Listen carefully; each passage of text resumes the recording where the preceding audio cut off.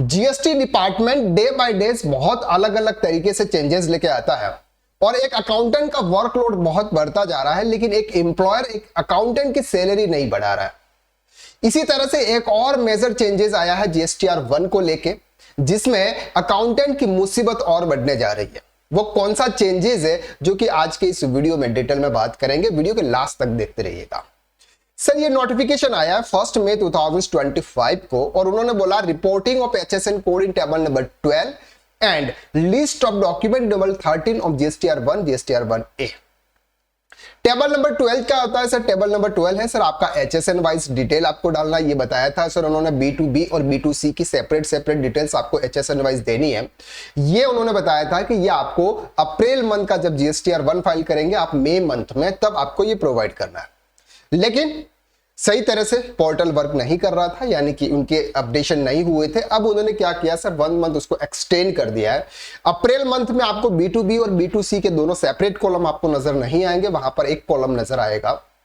लेकिन जब आप मई मंथ का रिटर्न जून में फाइल करेंगे, उस समय B2B और B2C दोनों की डिटेल्स डालने का अलग अलग कॉलम आपके पास में अवेलेबल हो जाएंगे।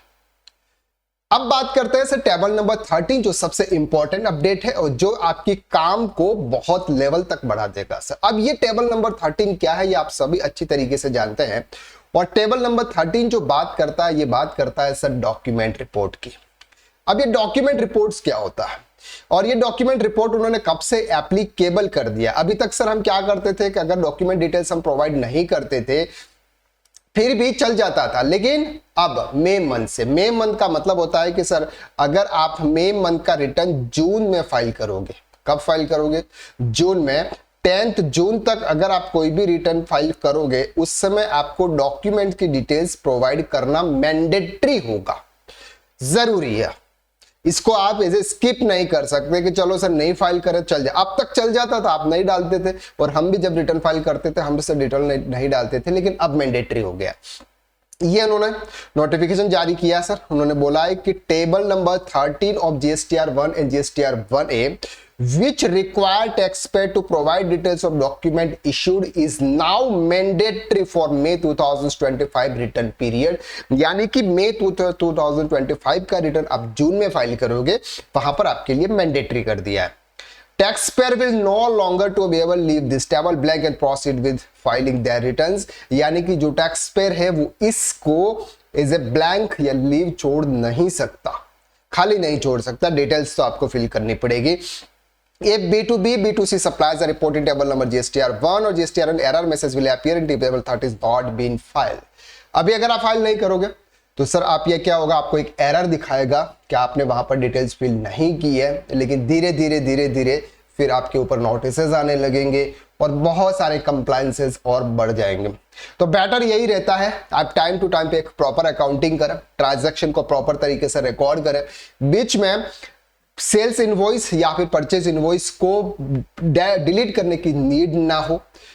कोई भी एक्सपेंसेस आप एंटर कर रहे हैं तो प्रॉपर तरीके से एंटर करें। कुछ एक दो रुपए के ट्रांजैक्शन करके उसको ऐसे ब्लैंक छोड़ दें, ताकि क्या है कि बीच में कोई बड़े ट्रांजैक्शन कर रहे हैं तो आप बीच के ट्रांजैक्शन को आप यूज कर सकते हो।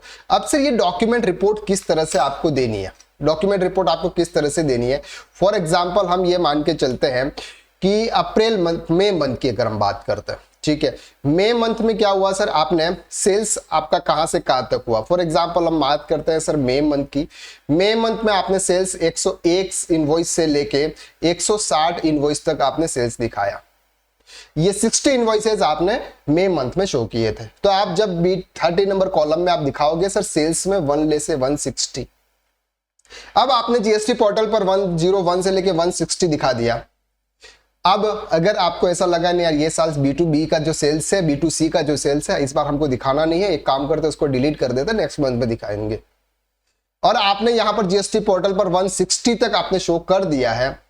अब अगर आप जून मंथ में एक कोई भी 1-2 इनवॉइसेस अगर आप डिलीट कर देंगे तो आपका इनवॉइस क्या हो जाएगा, पीछे सरक जाएगा और आपका 1 जून से 158 नंबर इनवॉइसेस आपका स्टार्ट हो जाएगा। तो ये चीजें आपको ध्यान रखनी है। जब आप डॉक्यूमेंट एंड रिपोर्ट्स अब जीएसटीआर 1 के अंदर प्रोवाइड करना उन्हें मैंडेटरी कर दिया है, तो अकाउंटेंट की मुसीबत धीरे धीरे बढ़ती जा रही है। बीच में आप कोई भी ट्रांजैक्शन को डिलीट नहीं कर सकते, अगर आपको कुछ चेंजेस करने हैं, कुछ हटाना है, तो उसको आप कैंसिल कर सकते हो, लेकिन आप डिलीट नहीं कर सकते। डिलीट करने से आपका एक और ऊपर सरक जाएगा और बीच के ट्रांजैक्शन की जो आपकी सीक्वेंस है वो चेंज हो जाएगी। तो ये जो नोटिफिकेशन था, ये जो चेंजेस थे, ये मई मंथ से एप्लीकेबल है, यानी कि मई मंथ का रिटर्न जब आप जून में फाइल करोगे तब से एप्लीकेबल है। तो ये नोटिफिकेशन के लिए, यानी कि ये अपडेशन के लिए आप तैयार रहिए और अच्छी तरीके से काम करिए और अपने काम के ऊपर फोकस कीजिए। तो आज के लिए बस इतना। नेक्स्ट वीडियो में फिर मुलाकात करता है। अगर ये वीडियो आपको अच्छा लगा तो वीडियो को आप लाइक जरूर कीजिएगा, और अगर आप इस चैनल पर अभी तक नए हैं तो सब्सक्राइब कर लो, क्योंकि इसी तरह के रिलेटेड वीडियोस हम लेके आते रहते हैं, जहां पर कोई भी टाइम वेस्ट नहीं होता है, कोई भी फालतू की बातें नहीं होती है, सिर्फ और सिर्फ बात होती है तो अकाउंटिंग एंड टैक्सेशन से रिलेटेड। तो आज इस चैनल को सब्सक्राइब कर दो। मिलते हैं हम नेक्स्ट वीडियो में, तब तक के लिए थैंक यू सो मच।